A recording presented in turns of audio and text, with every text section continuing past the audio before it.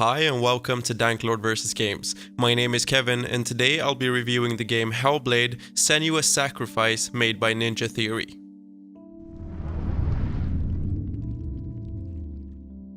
Hellblade, Senua's Sacrifice is a game where the main antagonist is suffering from psychosis, a mental disorder making her, somewhat detached from reality.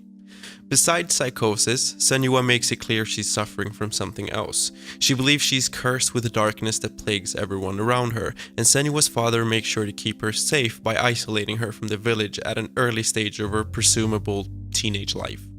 She's told by her father that her mother too was cursed with darkness, but took her own life to spare the people around her from death and misery. As Senua starts going outside, exploring the normal side of herself, she starts questioning her current position in life. She finds some sort of confirmation from a boy named Dillian, who's able to see past the stigma surrounding Senua and her history.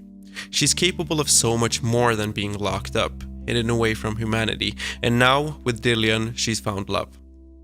When the village is struck with plague, Dillian's father is unfortunately one of many victims. Dillian lashes out at Senua, making her believe that the plague is her doings and things just aren't the same between them afterwards.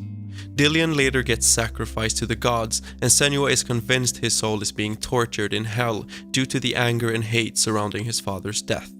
The task at hand seemed very clear, but only to Senua. With Dillian's skull tightly wrapped in cloth, travel to Helheim, hell itself, and free Dillian's soul from pain and torture. Despite the stigma surrounding the term walking simulator, depending on who you ask, Hellblade might be coined as such. I know I did, but it's not necessarily a bad thing to me. There's walking, there's combat, and there's puzzles that needs to be solved, all while being bombarded with voices from inside Senua's head. You're recommended to wear headphones playing this game, as they opted to record voices using a binaural microphone, basically capturing 3D space. If you're one of those ASMR types, you might get turned the fuck on, I don't know, but you're not gonna feel relaxed, that's for sure. In real life, some people with psychosis has reported seeing meanings and codes in different patterns and shapes. Things we normally take for granted and ignore might be something that they feel like they have to decipher and figure out, only to never ever come to any sort of conclusion. The main objective of the puzzles is to try and simulate that hopeless feeling by having you try and find predetermined shapes in the environment. I personally hated every single one of them, but the game fortunately figured the shit out before I did most of the time and just completed the puzzles by themselves anyways. Besides the puzzles with shapes, there are alternative versions of Senua's world, and you basically have to traverse through them either like a portal or by shifting between a dark and a light version of the world, where a door might be open in one version but not the next, etc. That only leaves us with combat, and I feel like this is where most people got fooled. I can't be the only one.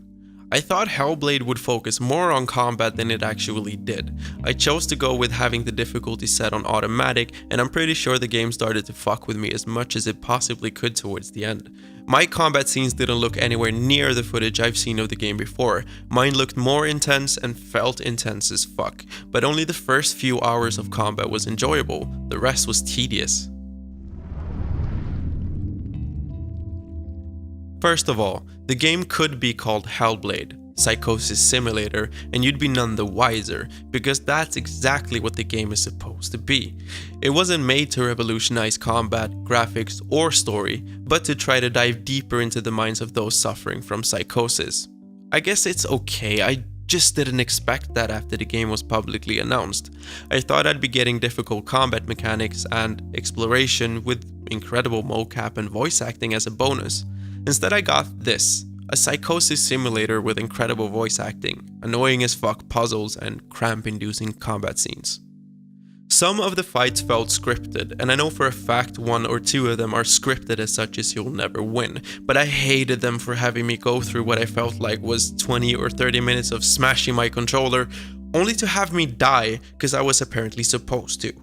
If I'm supposed to die, have me die as early as fucking possible, or at least make it apparent to me that I am, because I swear to God, no amount of masturbation in this world could save my right hand from the amount of dodging needed to get the fuck out the way of every incoming axe swing. Of course, I'm not going to surrender just because you make it seem impossible, but you, the developers, wanted to project this Psychosis thing so fucking much, it just left a shit-stained memory of your game in my head. I'm very curious about one thing though. Dealing with Psychosis isn't fun, so why the fuck would a Psychosis simulator be any fun to play? Okay, let me calm down. The story is actually quite okay. It's around 7 to 8 hours long, but the problem was I was bored throughout that time, and I personally wouldn't recommend this crap to anyone. Unless you wanted to know what it might be like to suffer from voice hearing and Psychosis, but not for $30, maybe 10. One last thing though. Whoever wrote the lyrics to the outro song, just stop, please. Please stop. Please. Please. Please.